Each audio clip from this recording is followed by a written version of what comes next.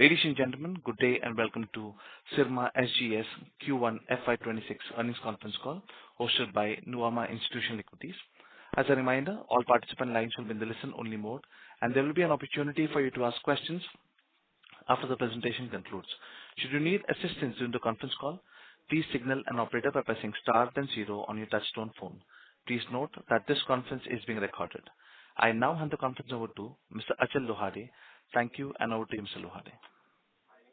Yeah, thank you. Good morning, everyone. On behalf of Nuvama Institutional Equities, we welcome you all to the Q1 FY26 earnings call of Syrma SGS. Today we have with us the senior management team of Syrma SGS. I will now hand over the call to Nikhil to take the call forward. Over to you, Nikhil. Yeah, thank you, Achal. Hi, very good morning to you all. Welcome to Syrma SGS Q1 Financial Year 2026 earnings call.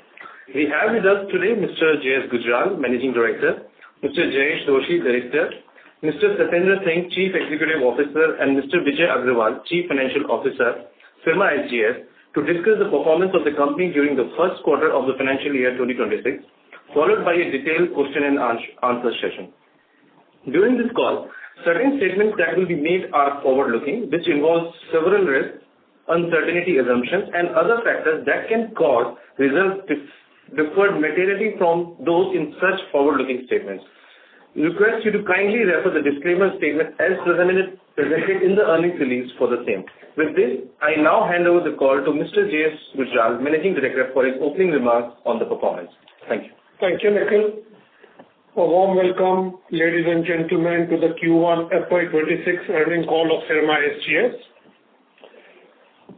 It's my pleasure to share with you that the quarter gone by has been a good quarter, and all the vital parameters of the company have shown significant positive improvement.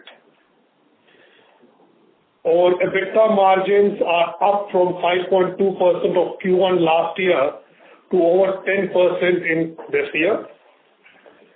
My gross material margin is also up from 15% to 24%. Now, if we see on a landscape of 2-year period, which we normally look at and we don't focus on quarter to quarter, what do we see? We see a revenue growth of 25%, EBITDA growth of 50%, PBT growth of 27%, and a PAT growth of 32%. So the recalibration of the strategy which the management consciously started executing from Q2 of last year has panned out as we had planned, and we now believe that we are on that cusp of growth and in cashing on this platform which we have built over the last 4 quarters. It's also very heartening to note that my exports during this quarter have gone up from 180 of Q1 FY25 to 232 in Q1 of FY26, registering a 29% growth. This despite the looming uncertainty of the tariff war being waged by the US government. So as the things pan out and settle down, I am very confident that going forward, we would be able to grow on the solid platform which we have built now. I'm also happy to share with you that we have entered into a joint venture agreement for manufacturing of PCBs. Now, the PCB industry in India, in our considered opinion, is ripe for entry of organized players. The market is estimated at about $5 billion, 90% of which is imported approximately, and only 10% is made in India. Out of that 10%, 30% is contributed by one single company, another 40% by 8 or 9 other organized companies, 10 companies, and balance 30% in the unorganized sector, the small-scale industry sector. We believe there is a vacuum for an organized player to come in. And we have decided to come in with a very strong technology partner to encash in on the emerging requirements of PCBs in India. These are being facilitated by anti-dumping duties and the PLI scheme. So I believe that we have exciting times ahead in this particular vertical. We are now manufacturing large format box build products for exports and for Indian market, and we have added significant number of customers, which give us the confidence that the growth in the coming quarters will be more than what we have thus far seen. Another very qualitative improvement is that the high margin verticals of automotive, industrial have all shown significant growth. Automotive in Q1 of last year accounted for 16%. This year it accounts for about 24%. Industrial in Q1 of last year was 19%. This year it's about 30%. And significantly, consumer, which is a low margin business, has shown a planned decline from 53 to 34% of my revenue. Healthcare has also shown a bump from 55% to 7%. IT and railways is a bit muted, but we expect this to pick up in the coming quarters. On an overall basis, I think it has been a satisfying quarter, and there is a catch-up in the revenue. We are very confident that we'll be able to do it in the remaining 3 quarters so that we are able to meet the guidance shared with you. Thank you very much, and I now hand you over to Vijay for a detailed drill down on the financial numbers. Thank you, Mr. Vijay. Good morning, everyone. I will now take you through the brief financial performance for the quarter ending March 2025.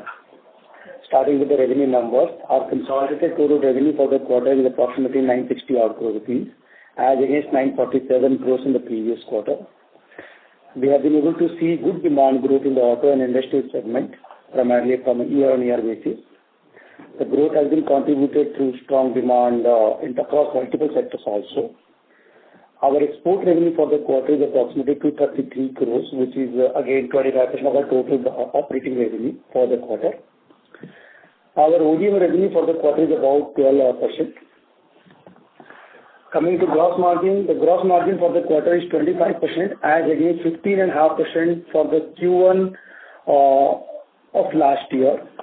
The margin improvement is mainly led by healthy business mix, lower consumer and IT business, which is relatively lower margin business, and again our continuous efforts on operational efficiencies improvement. Our operating EBITDA for the quarter stood at a healthy 96 crore rupees, with a year-on-year growth of 75% and an operating EBITDA margin of 10%. Coming to PBT for the quarter, it is 67.1 crore, again strong year-on-year growth of 128% with a PBT margin of 7%. Our PAT for the quarter is 50 crore rupees, 145% year-on-year growth versus Q1 of the last year with a PAT margin of 5%. Coming to our working capital performance, for the quarter we are currently at 69 days of net working capital days investment, which is largely same as the position it was there 1 quarter back also. But again, there is a continuous internal focus on reduction of the net working capital days, and we are confident of reducing or maybe bringing it below 65 days in next few quarters. Moving to our net debt position, we have a total gross debt of approximately 780 crores. As against the same, we also hold a healthy treasury balance of 467 crores. With this, my net debt position as on 30th June 2025 is 314 crore rupees. During this quarter, we had spent approximately 35 crores rupees of capex towards stuffing of plant and machinery into my existing facilities, largely. Coming to ROC performance for the quarter, this is around 14.5% when we calculate on the adjusted basis, and the adjustments are primarily IPO, unutilized money and the goodwill. We expect this to further improve over the year as we expect a higher capacity utilizations or maybe the revenue growth as Mr. Gujral has also guided during the call. Once again, we reiterate the fact that we continue to focus on high margin verticals, operational efficiency, overall cash flow improvement, net working capital improvement. And with this, we are very much confident on delivering the guidance which we have been given so far. With this, thank you very much. I will hand over this call to Mr. Satinder Singh now. Thank you, Vijay, and thank you, Gujralji. But most importantly, thank you to all our customers who have posed their trust in us over the last several decades. We are looking forward to serving you day after day, quarter after quarter, and year after year. And thanks to my colleagues as well who are working every day to ensure that the demands of our customers are satisfied. As you heard from Gujralji and Vijay, we have made very, very strong progress. The results speak to the fact that our strategy, which we built over the last couple of years, has been the right one. And the results are in line with our strategy. The focus from our perspective is customers, obsessed with the customers. We are listening to our customers every day. We are adapting our processes. We are adapting our capability and ensuring that we are ready for our customers' requirement before the requirements come to us. We are continuously investing in our people. Leadership team is built already. We have been working through our processes, which we have improved over the last 18 to 24 months. And we continue to build capacity. As we speak, we have Bangalore plant under construction, which we had talked about in last quarter as well. And it's in line, it will go on stream end of this year, early next year, calendar year. In terms of business strategy, I think you already heard about one comment that we are recalibrating our business mix, and we are seeing strong growth in the segments which are our focus, which is auto and industrials, as well as on exports. All in all, I think a very good quarter, and with the efforts we have made, with the processes we have set, with the capabilities we have in our team, I'm looking forward to exciting times ahead and serving our customers to the best of our ability and to their expectations, in the end delighting them. Thank you, everyone, and back to you, Nikhil. Yeah, thank you, Satinder. Renju, we are open for Q&A session. Thank you. Thank you. We will now begin the question and answer session. Anyone who wishes to ask a question may press star and one on your touchtone telephone. If you wish to remove yourself from the question queue, you may press star and two. Participants are requested to use handsets while asking a question. Ladies and gentlemen, we'll wait for a moment while the question queue assembles. The first question comes from the line of Ankur with HDFC Life. Please go ahead. Yeah, hi sir, good morning. Thanks for your time as always.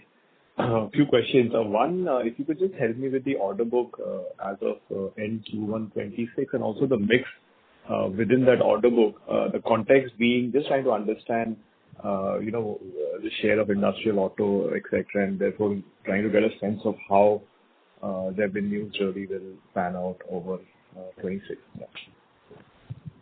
Sure.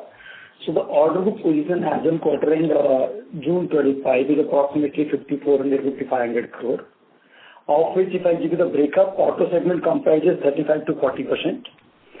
Consumer segment is 25 to 27% as of now. Industrial is again 25-27%. Healthcare is 6 to 8%, which includes medtech business also. And balance is IT and railways. Okay, that's helpful. And if you could just help us again with your guidance for the full year, both on top line, also on margins. Top line side, we are expecting we should be again get a good growth of 30-35% over the previous year numbers. And margin somewhere we are saying it should be somewhere in the range of 8.5 to 9%.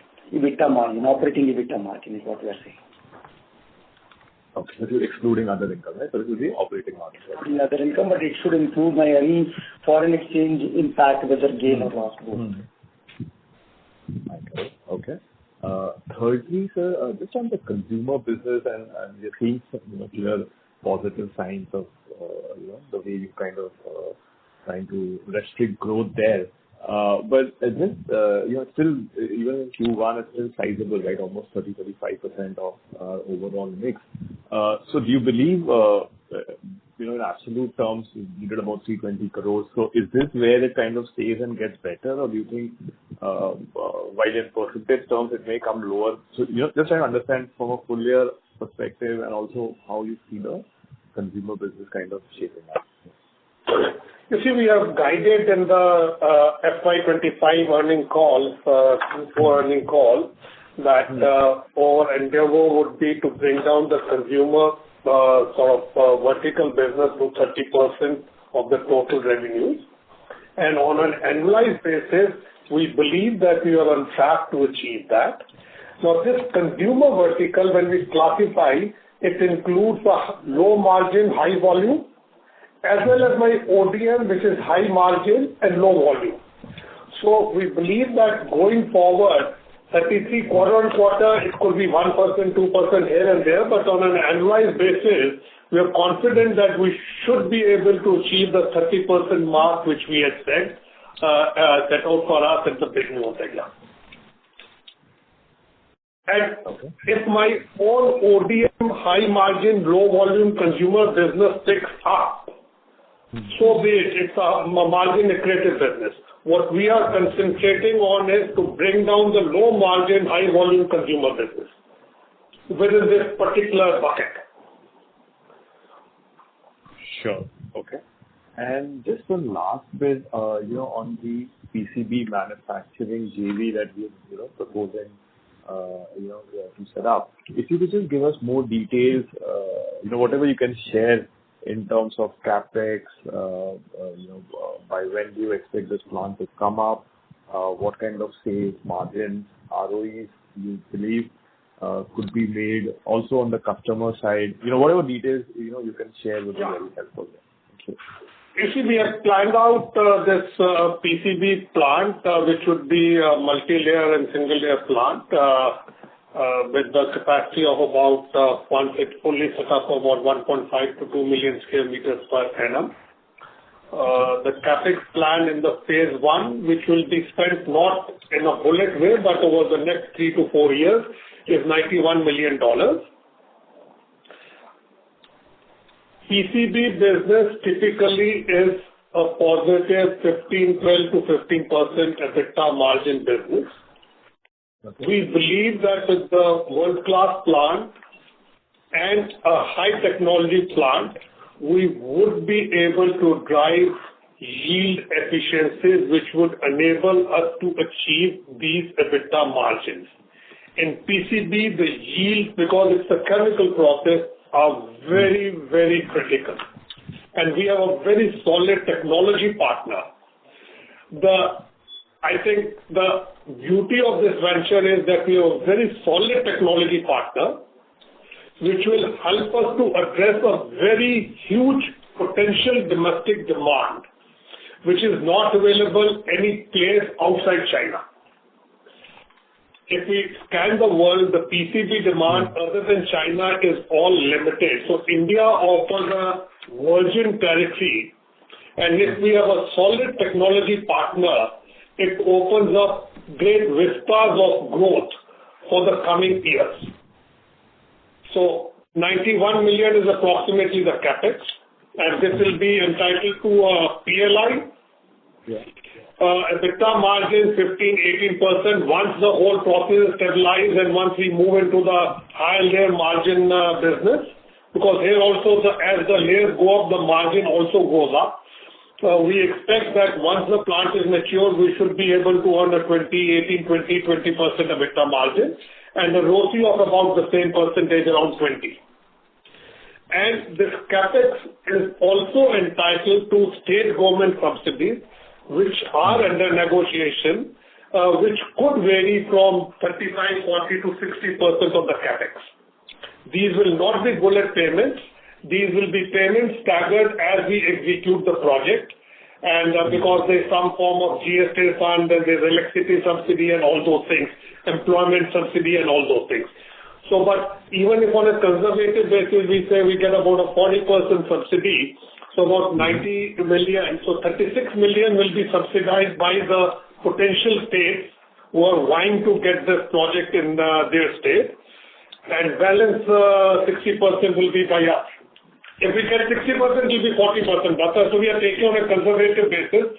Vijay, anything you want to add? And there will be additional components, PLI-driven benefits, which will be a revenue benefit that will be overall. But the margins which we are expecting, that should improve all the benefits together. Sure. And typically, 1x asset turns is what we should build in, right? Once the plant is fully utilized. Depends upon which kind of product which we are manufacturing here. Asset turns, we expect it should vary somewhere between 1.2 times to 2x also. Got it. Okay, sir. Great. That's all from my side. All the best. Thanks. Thank you. Thank you.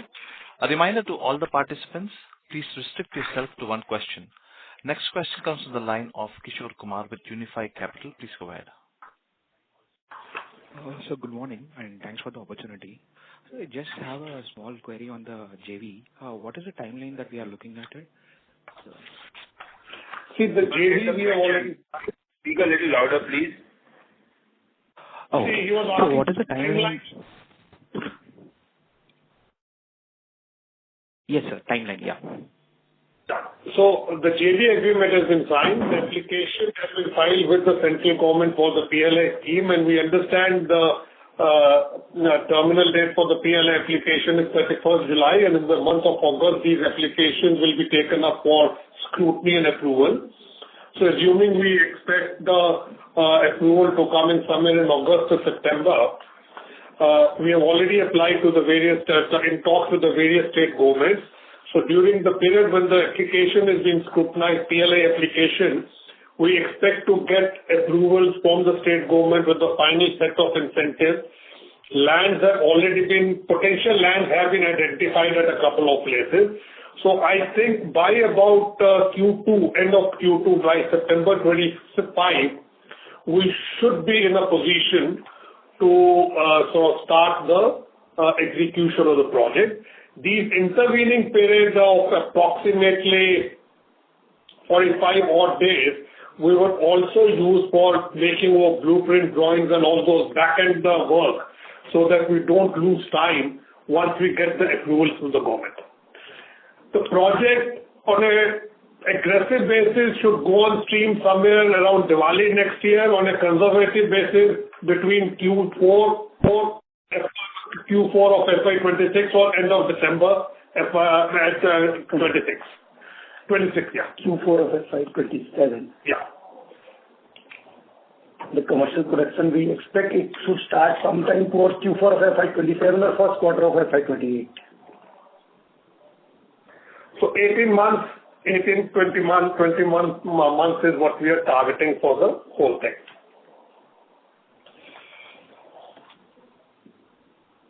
Hello?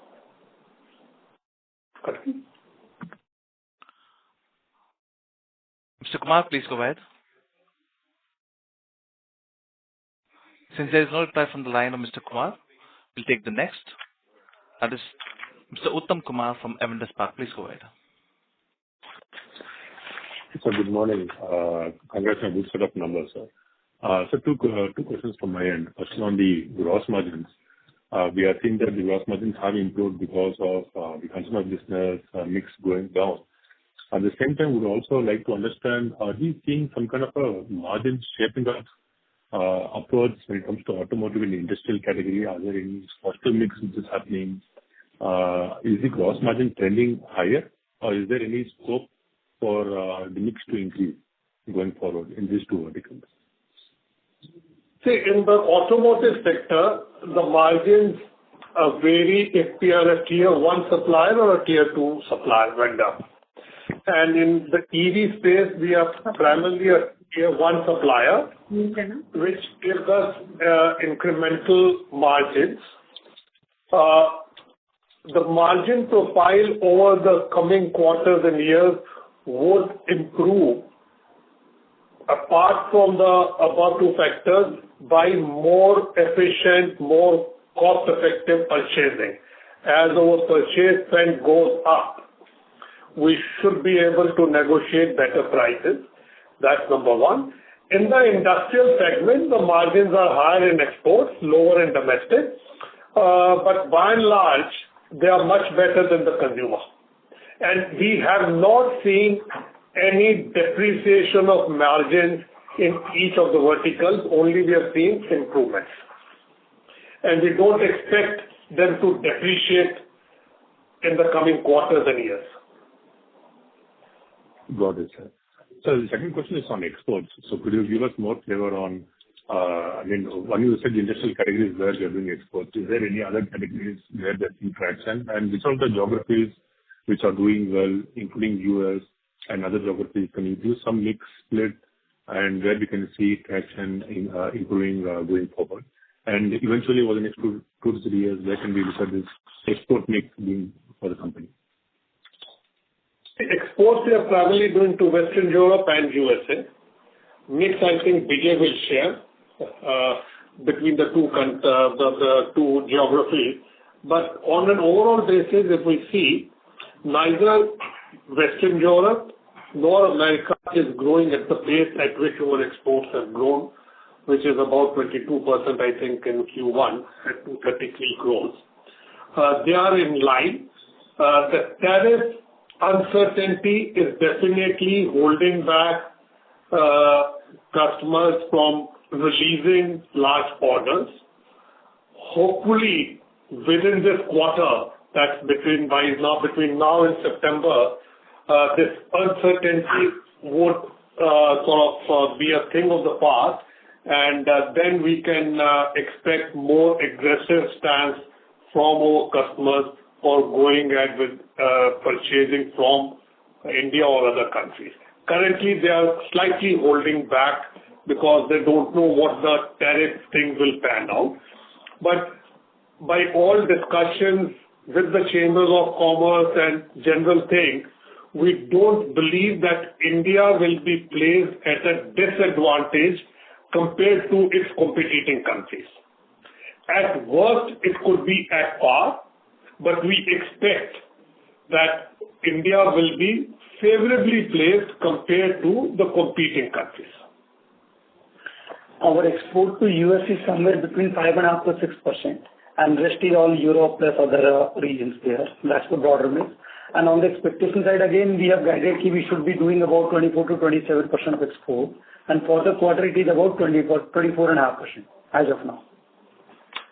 So in line with our annual budgets and targets. Understood. Thank you. I'll get back to you. Thank you. Next question comes from the line of Pranjal with Morgan Stanley. Please go ahead. Thanks for taking my question. And I have two questions on the bareboard PCB manufacturing that we are foraying into. One is if you could add more color in terms of the capability of the tech partner right now that we are dealing with, and what is their ballpark mix in terms of the end applications. And number two would be what working capital cycle do we expect in the PCB manufacturing? See, as far as the industries to be serviced by us, we would be venturing into multi-layer, double-layer PCBs, and these would find application in industrial, automotive, consumer also. We are currently not venturing into HDI flex PCBs, so mobile phones and all that, we would not be sort of tapping to it in the current phase.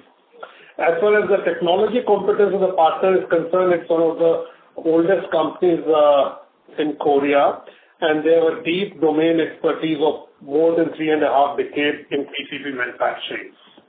And if we go to the PCB manufacturing per se, it is the process control which is the most critical factor. And in process control, it's the inputs which are the chemicals, the substrates, and other things which have to be of top class quality with min variation in parameter. Rest will be putting a world-class plant with the latest equipment, and these equipments are very, very rugged. Once you set the process, it really doesn't change. If you control the process chemicals which go into it, if you control the environment which goes into it, then it becomes a comparatively, I wouldn't call a easy ride, but comparatively comfortable ride. The inputs and the parameters are more critical, and the machines are capable of delivering the desired output. So I don't see any challenge in meeting these requirements. And our technical partner, the collaborator, would also give us access to his existing customer logos, which he is servicing out of Korea. So if he is servicing a company X in Korea and that company also has a manufacturing operation in India, we sort of get a door opening, and then we have to only ensure that our process capabilities meet his requirements. So we are very confident on that, and we don't see a challenge on that. On the working capital requirement, I'll hand it over to Vijay. So working capital side, we expect initially the investment could be in the range of 60 to 75 days of net working capital days investment for this business. Sure, sir. Thanks. That is helpful. And one last question in terms of, is there any change in terms of the guidance we would have for our CapEx for this year and next year in the EMS business? In the EMS, yes, the guidance remains same. Full year CapEx should be less than 100 crore rupees for this year. Sure. Thank you. That's it from my side. Thank you. Next question comes from the line of Bhavik Mehta with JP Morgan. Please go ahead. Hi, thank you. Just one question. If I look at your revenue guidance of 30-35% for full year, and with consumers slowing down from 36% of share to 30% share, it means that the rest of the business has to really grow at more like 40%, and we haven't seen that kind of growth ex-consumer in 1Q. So what gives us confidence that, we can see the growth accelerating to 40% plus over the next few quarters? Do we have that order book already in the bag, from a visibility perspective? We have the confidence based on the order book and the discussions which we have had with our customers. You see, when you recalibrate a strategy in EMS business, it is not a sort of a fast food joint reaction that we dispense in one business and the next business comes immediately. You have to work on it. And what working we have been doing for the last 4 quarters on it would start yielding results in the coming quarters. We are very confident of achieving our revenues, especially on the EBITDA margin. Also, if you see the order book breakup, which we have already given here, you can see the auto segment composition of the order book is about 35% plus, while the current auto segment in the quarter one actual revenue is 24% here. So you can see we are expecting the other sector should grow at a faster pace. Definitely. That's the expectation. Okay, that's helpful. Thank you. Thank you. Next question comes from the line of Keshav Lahoti with HDFC Securities. Please go ahead. Hello. Hi. Thank you for the opportunity. So firstly, can you give us some idea how is your current segmental margin, how it was 2 years back, and possibly what are your plans to take it 2 years down the line? How do you see the company, shaping up? See, the segmental margins, as I shared in one of the earlier comments, we have not seen any depreciation in the segmental margins. And the margin profile of each vertical which we service, which is either the automotive, the EV, the industrial, exports, medtech, and all that, they are holding. And in fact, they are showing marginal incremental increases because of more efficient buying and operational efficiency. We don't see a challenge in maintaining the gross material margin of each vertical as they stand today. We expect them to only improve in the coming quarters and years. Understood. And so what is the idea of letting go of the, low margin consumer business? Is it they're not good ROI business, or how should we see, or is it more like possibly the demand slowdown is there? See, it was a conscious call of the management to recalibrate the strategy, and this was based on various factors. A low margin business has a positive spin-off on the net working capital, but end of the day, we have to see where we want to position the company. The growth in the low margin business was high, but in isolation, it was still a very small pie when we see the consumer business per se as it's available in the market landscape. The opportunities in industrial, in automotive, medtech and others were also emerging, and we should always be mindful that none of these verticals got compromised because of the consumer business. Consumer business was very low in the earlier part of 23, 24 and then 24, 25, and it sort of skewed the whole thing. So it's a cautious decision of the management to, in a calibrated way, move away from the low margin business. And then this low margin business is also dictated, the top line of the low margin business is also dictated by PLI limits. So if my PLI limits dictate a certain value of consumer business, I have to limit it to that, because above that, it doesn't make sense. Hence, it was a combination of factors. Understood. Got it. What was the smart meter revenue for this quarter, and what is the target for this year? Just hold the smart meters. I'll just answer it. I don't have it offhand. I'll just get back to you. Okay. Thank you. That's it from my side. Thank you. Next question comes from the line of Keyur Pandya with ICICI Prudential Life Insurance Company Limited. Please go ahead. Thank you. So first question is on the revenue growth for, say, FY27.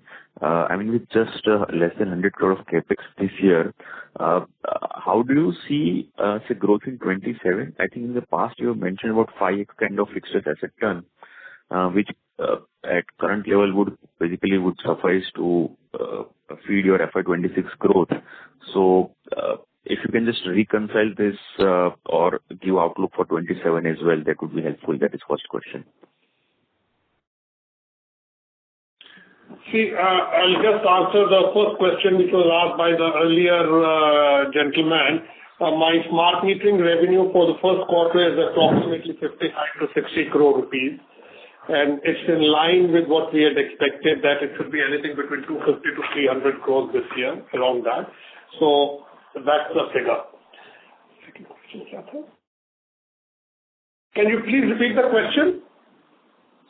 So with the current gross block, which was there in FY25 end, and your past guidance of 5x kind of fixed asset turn, you can achieve FY26 revenue, but then with less than 100 crore of capex, how do you see growth for FY27? You would have enough capacity to feed that growth?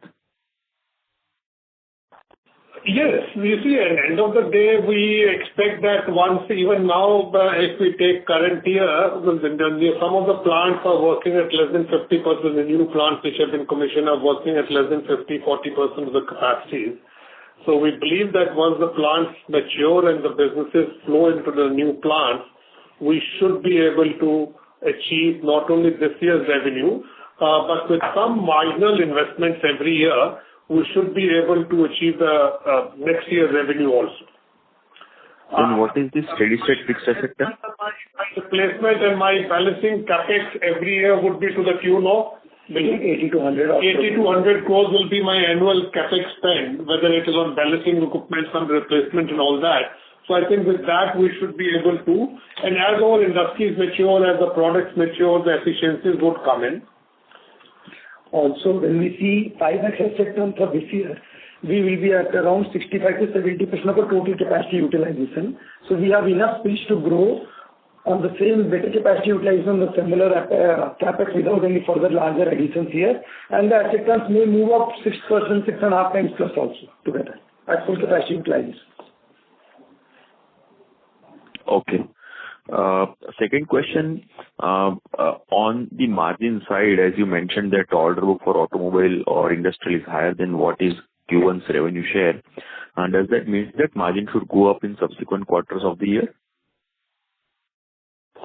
Well, we believe that with what we have achieved in Q1, we would be able to deliver a EBITDA margin of 8.5 to 9% this year. What we had guided earlier was approximately 8%.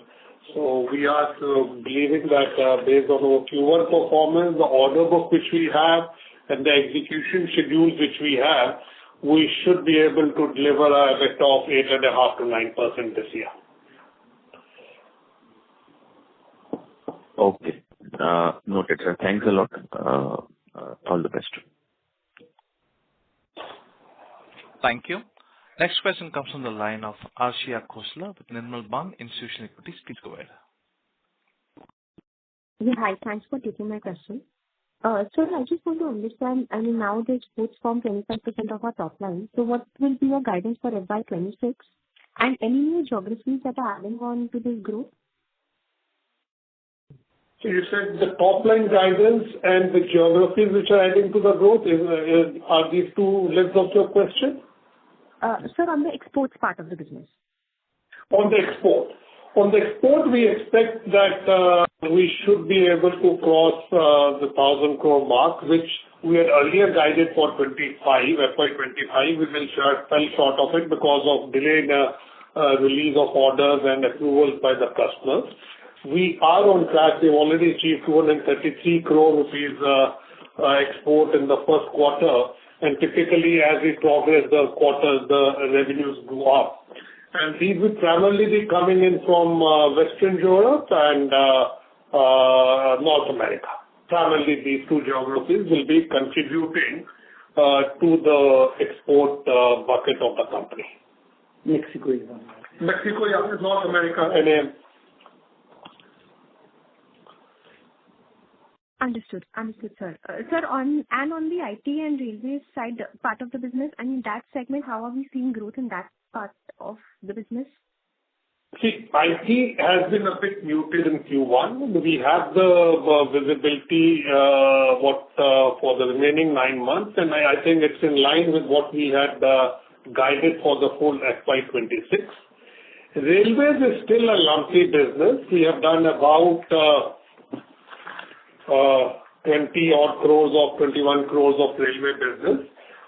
We have orders in hand, and I expect that this year it should be between 80 and 100 crores of railway business. Understood, sir. Thank you. That's helpful. And next year we are in negotiation with some big RFQs. If those materialize, next year should be a better year for railways. You see, these are long-term driven contracts, and the initial approvals take a lot of time, not only with the customer, but with the RDSO and other things. So, and RDSO has its own pace to move. So whether you can make an elephant dance or not, I don't know. But that's the thing. We expect next year to be better. Thank you. Next question comes from the line of Anupam Goswami with SUD Life. Please go ahead. Hi, sir. So a little follow-up on the previous question. When you said about auto and industrial going at a 40%, that sort of order which we have, I want to know, sir, what sort of products are we adding? New products? Are we adding new customers in this vertical? And if you can give a little broader picture, where is the market size and how much of we can do in a little longer period of time? So I'll just clarify first on the order book side. When we say auto is about 35 to 40%, but industrial is somewhere in the range of 25-27% as a part of order book. Now coming to your next question on that, which are the new customers? So like customers of product side, we have introduced one more very large product like fuel injection system. There are few more customers which like we are auto side airbag system is also which we are currently exploring. See, okay, I'll just dwell on the segments. Let's take the industrial. Industrial smart metering and utility metering is one segment, which is both domestic and export. Fuel dispensing is other. Large build format for power charging, vehicle charging is another thing. We have got some orders which are exporting to Africa. Then we have the large telecom antennas projects which will start seeing the light of the day in the coming next 2 quarters, September onwards. On the automotive front, it's addition of new customers and new products from the same customers. And Stinder can add more details on that.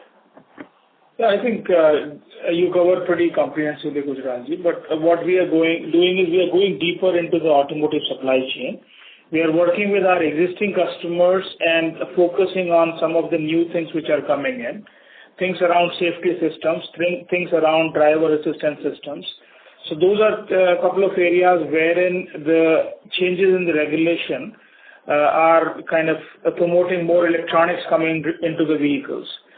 So working with existing customers on some of these things. In parallel, we are exploring the export opportunities with some of our customers to Europe and US. So these are the 2 drivers for growth in automotive.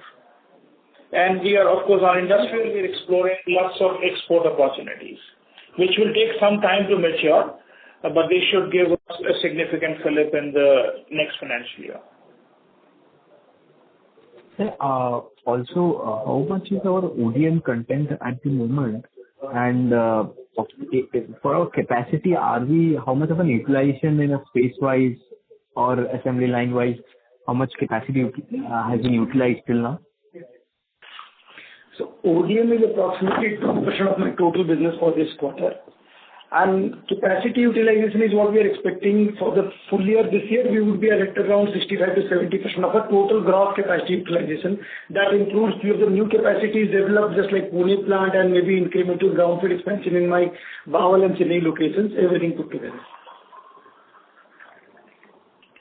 Okay, sir. Got it. Thank you, sir. Thank you. Next question comes from the line of Vineet with Investec. Please go ahead. Good morning, sir. Thank you for the opportunity. So just wanted, sorry to harp on this revenue growth bit again.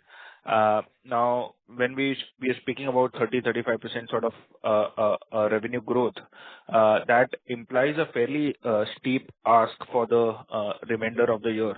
And considering consumer business will remain capped at, let's say, 30-32% of our revenues, then the ask rate for other segments is even higher.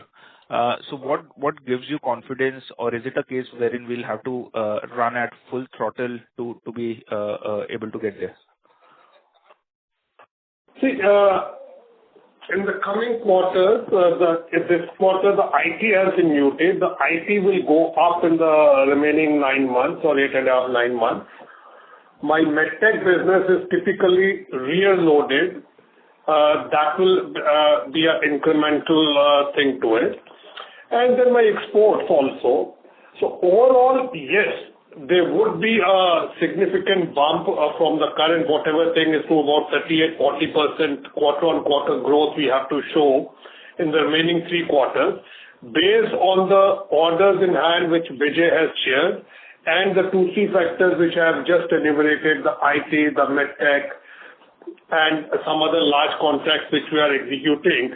We believe we are in position to achieve the 30% growth rate which we have guided, which means that we have to do approximately, we have done about 900 odd crores this year, so we have to do about 44,000, 4,100, 3,900 to 4,100 in the remaining 3 quarters, which translates to about 1,300 crore rupees per quarter on an average basis. It will not be average basis.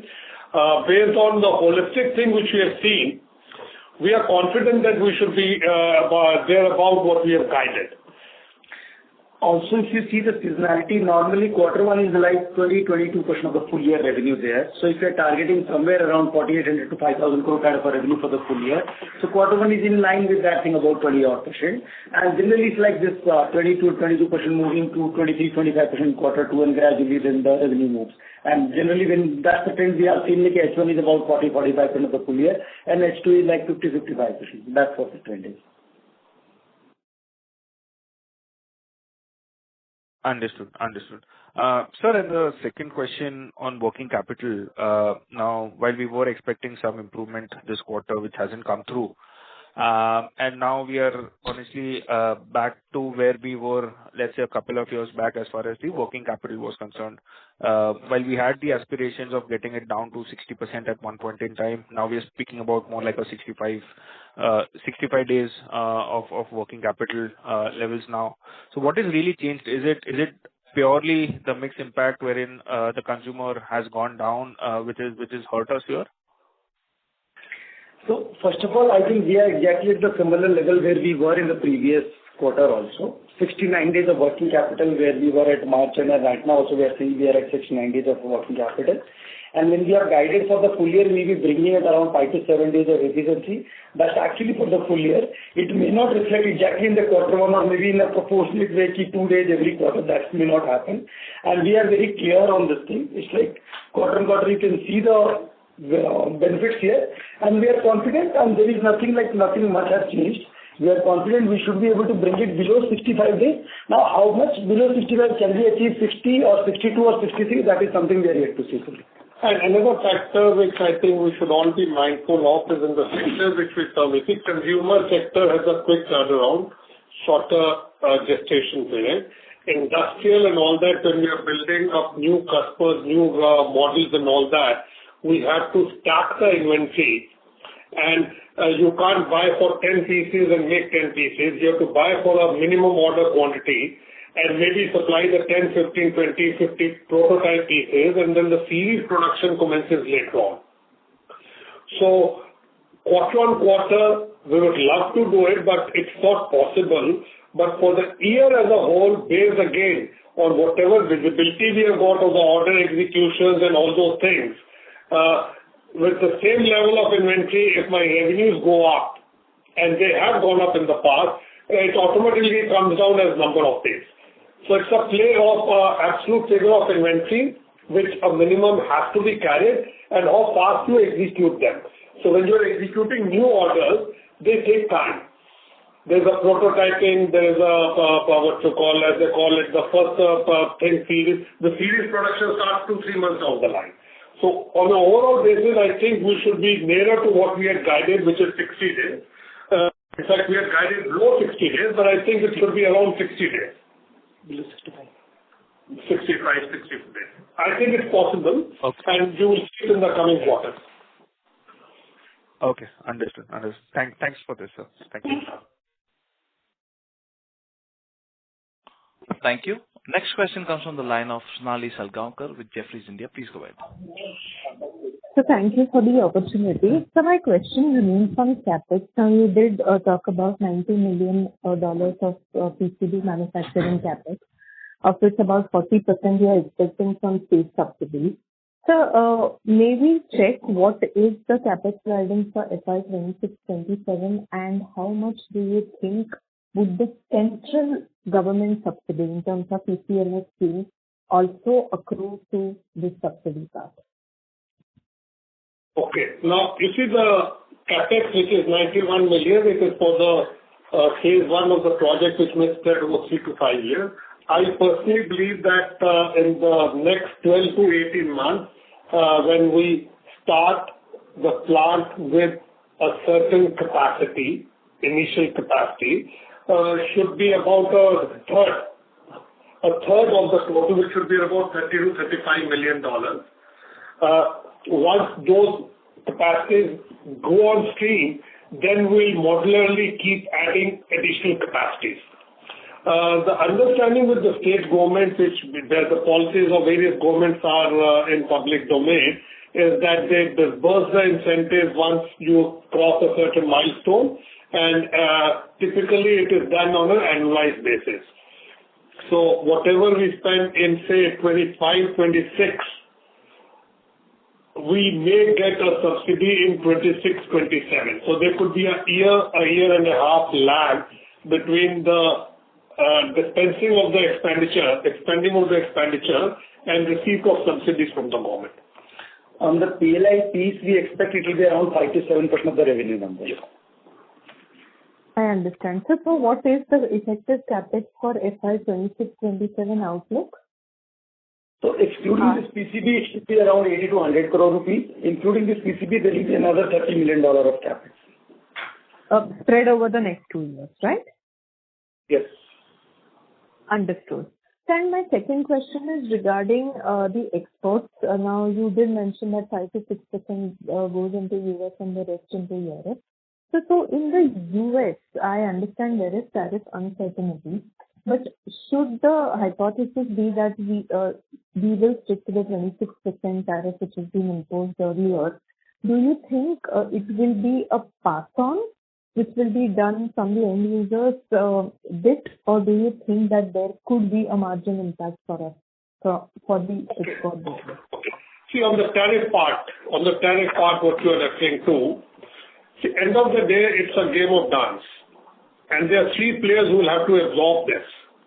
It's either the ultimate consumer, or my customer, or me. There is no fourth player who is going to absorb this tariff cost. These things will pan out and stabilize, and for us to say that it will be impacting only the end consumer and not me or not my customer, it's very difficult to predict. So it's a deep negotiation with the customer which will happen, and then it will be there. Bulk of it, in my opinion, because a tariff will be common to almost all my customers. So if it is a common factor to all my customers or customers of my competitors, then logically bulk of the tariff should be passed on to the end consumer. The residual part will be a sort of bone of contention between me and my customer or my competitor and his customer, how it pans out. Got it. If the tariff was only unique to me, then passing it on to the consumer would be tough. But it will be a global sort of a so-called pan-national America scenario. And I don't think India will be placed at a disadvantage vis-a-vis over competing countries. Understood. So as of now, the shipments are on track to the US, right? So yeah, we have grown by 22% or whatever. The shipments are on track. The volume could have been even higher, but for this, what you call uncertainty. Stinder, you would like to add? Yeah, I think one thing we need to be aware of. First is our export growth has been good, and we have guided for a certain number, is about 1,000 crores. So we see that on track. Important thing is, given the uncertainty around the tariff situation, we are discussing very closely with our customers. We are working with them plans to ensure that they are supported.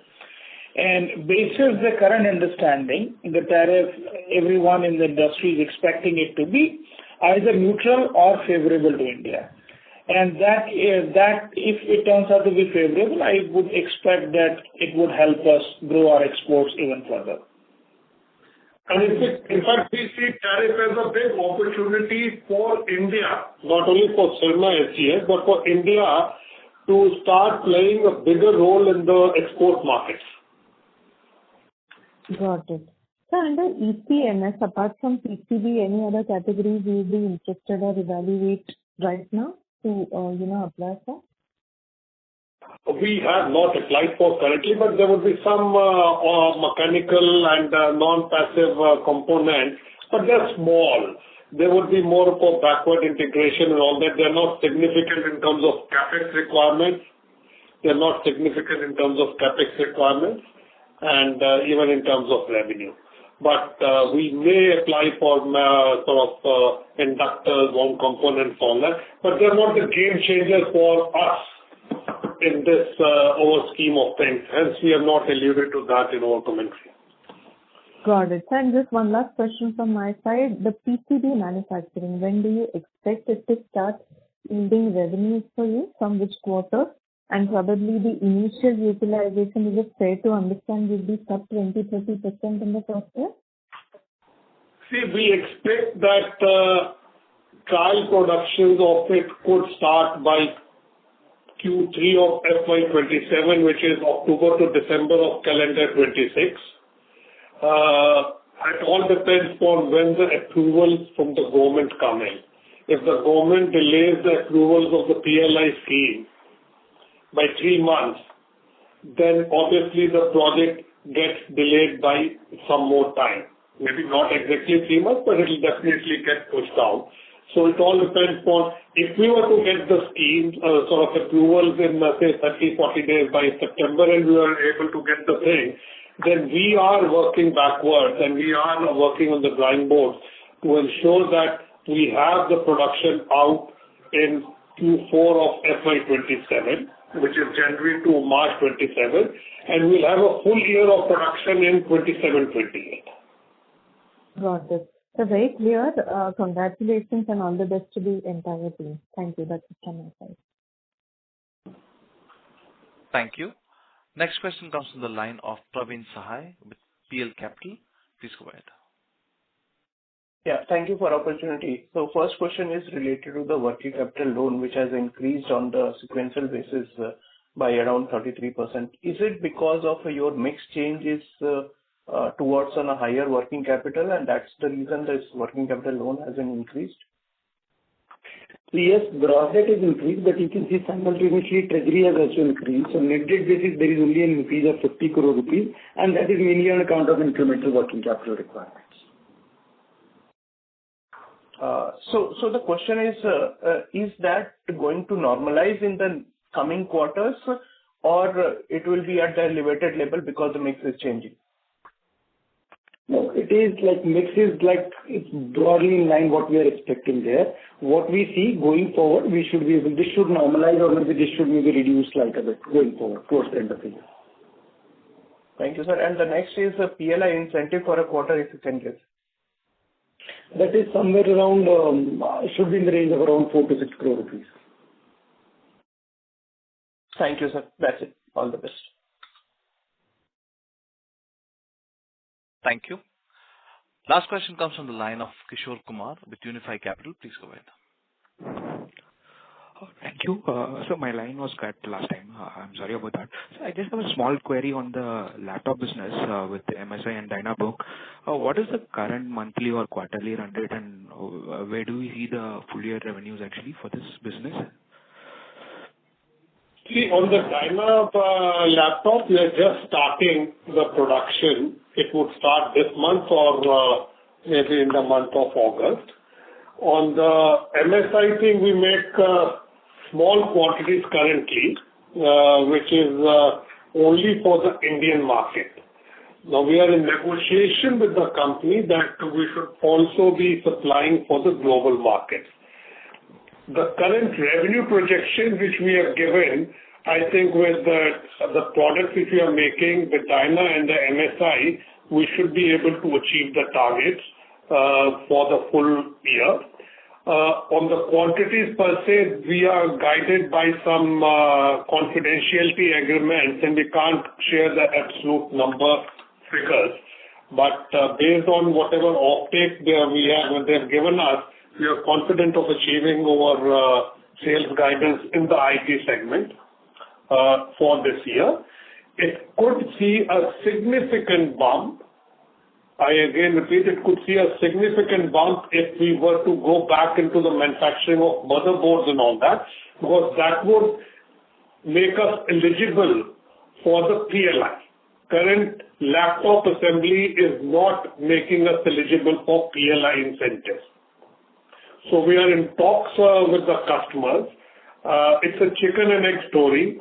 The volumes for the Indian market don't justify making of the boards in India.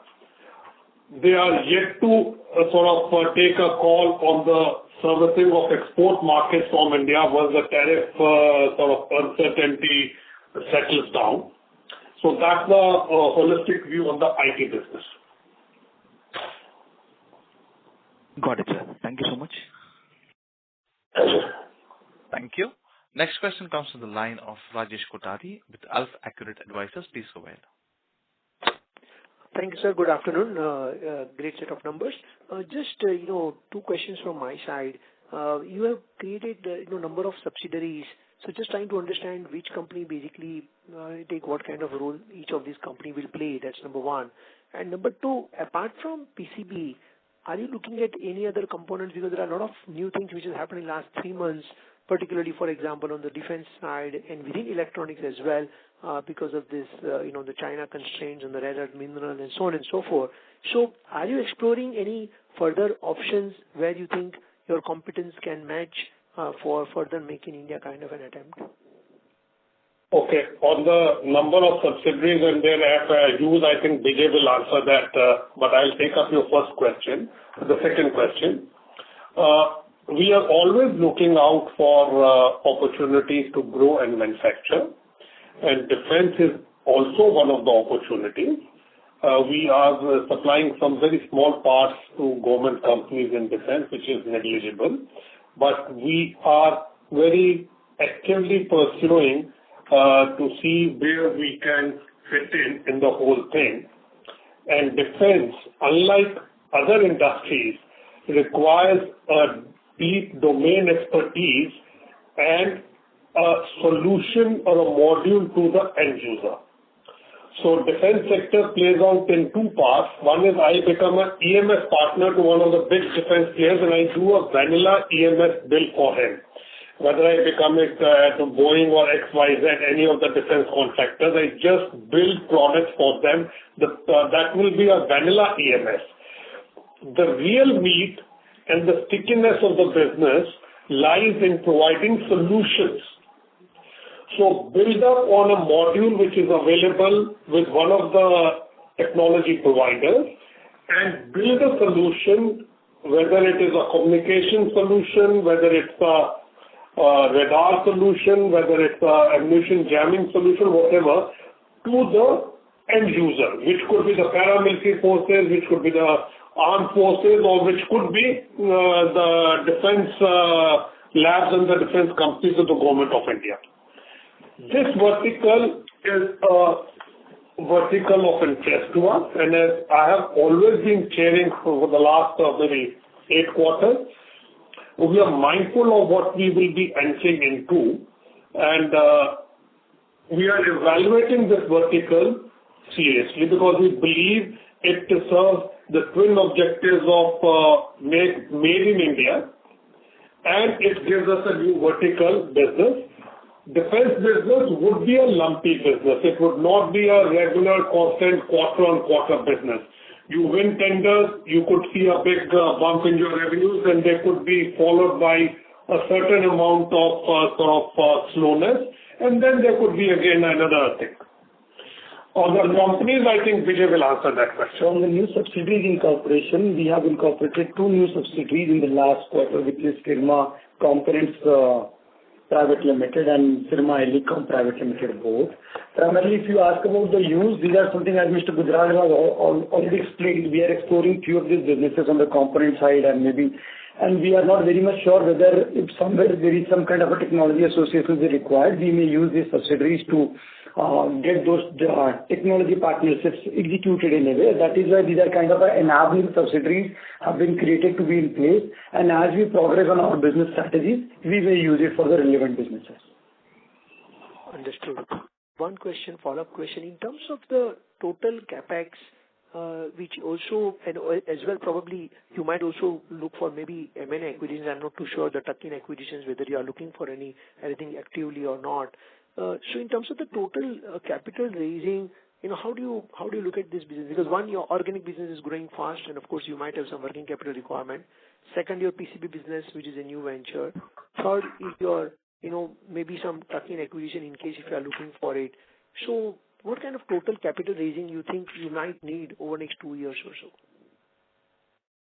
See, details will be answered by Vijay, but on a global, on a sort of holistic basis, we don't believe that we require a capital infusion for our organic business.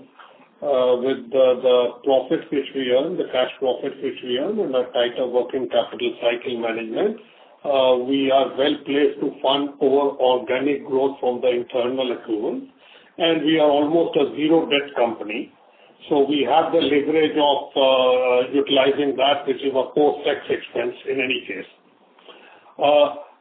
The usage of the fundraise whenever it happens would essentially be for acquisition in verticals where we are not present, and I've been sharing this every time. And for any other greenfield expansion project, Vijay can delve on with the details. So fund need side, yes, we already have some internal accruals, treasury already in place with us, 400 crore plus. But you are right, if we happen to at least close something on a good sizable kind of inorganic acquisitions or something, maybe large capex, just like PCB or anything like that, we may go for a fundraise, and that is how we have already taken an absolute resolution for this QIP raise of 1,000 crore rupees. As and when we need, depending upon the fund uses, we will go for those fundraises. And accordingly, the exact uses will be decided at that point of time. So PCB will require fundraising, am I right? No, you see, end of the day, PCB, it would require some money. When we have spent 91 million over the 3 to 5 years period, the initial expenditure we said is about 30 million. 30 million could be funded by your own equity, maybe some individual partner or from the fundraise, and then we get back to 40-50% from the government. So it's only a bridge financing which is required. So okay, it's a thing which we'll decide once we start rolling out the plans. But one thing is reasonably clear that fundraise for organic growth may not be required in the coming year. We have enough cash on bank, I think. We are a zero debt company, almost a zero debt company, and we have internal cash accruals. This coupled with the more efficient working capital management, I think gives us ample room for organic growth without infusion of external funds. Perfect, you're right. Great, sir. Wish you all the best. Thank you. Thank you. Ladies and gentlemen, due to time constraints, we have reached the end of question and answer session. I would now like to hand the conference over to Mr. Gujral for closing comments. Thank you, gentlemen, ladies and gentlemen, for sparing time and having a very honest and interesting exchange of ideas. I close with the comment that we in Syrma SGS, the team and everyone is very confident based on our performance for the last 4 quarters, and we are very confident that we'll continue to grow with superior margins and make India contribute over a little bit of making India a hub for electronics manufacturing. Export continues to be one of our focused areas, and other than the mobile companies, we are one of the dominant players in export market of electronics. This coupled with our sort of very cautious effort on corporate social responsibility, ESG compliance, we are building an organization, and I'm happy to share with you that there is a global platform, EcoVadis, and we have been listed. We have gone through the survey and everything, and we have come on the top 35 percentile, 35% companies globally scoring more than 75 percentile points, which means we are among the top 35% global companies which are adhering to the global ESG norms. So we are very cautious of that, and all our design efforts and everything is all aimed at designing products with energy conservation in mind. So I think exciting time. It's been almost 3 years since we listed. It has been a good drive, and we are thankful to all the investors for the confidence they have reposed in us.